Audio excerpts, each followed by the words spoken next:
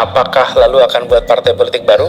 Gini, bila untuk mengumpulkan semua semangat perubahan yang sekarang makin hari makin terasa besar, dan itu menjadi sebuah kekuatan, diperlukan menjadi gerakan, maka membangun ormas atau membangun partai baru, mungkin itu jalan yang akan kami tempuh.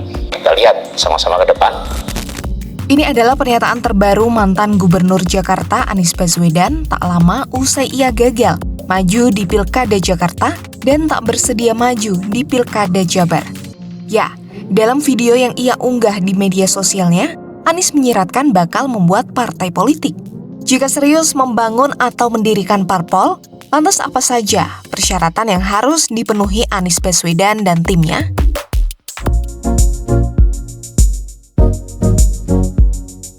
Menurut Pasal 2 Undang-Undang Nomor 2 Tahun 2011 tentang perubahan atas Undang-Undang Nomor 2 Tahun 2008 tentang partai politik, ada beberapa syarat yang harus dipenuhi seseorang yang ingin mendirikan parpol. Pertama, parpol didirikan dan dibentuk paling sedikit 30 orang WNI berusia 21 tahun atau sudah menikah dari setiap provinsi. Kemudian, parpol didaftarkan paling sedikit 50 orang pendiri yang mewakili seluruh pendiri parpol dengan akta notaris. Selanjutnya, pendiri dan pengurus parpol dilarang merangkap sebagai anggota parpol lain.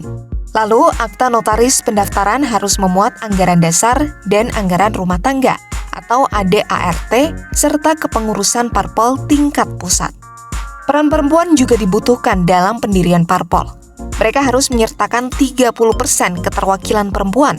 Kemudian, kepengurusan parpol tingkat pusat juga disusun dengan menyertakan paling sedikit 30 orang keterwakilan perempuan.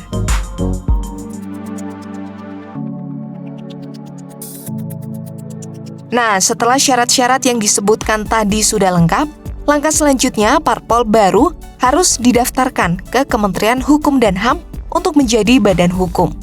Untuk menjadi badan hukum, parpol juga harus memenuhi syarat seperti akta notaris, nama, lambang, kepengurusan, kantor tetap di tingkat pusat, provinsi, dan kabupaten atau kota, serta rekening atas nama parpol. Jika sudah didaftarkan, Kemenkumham akan memverifikasi kelengkapan dan kebenaran dukungan. Proses ini dilakukan maksimal 45 hari sejak diterimanya dokumen persyaratan.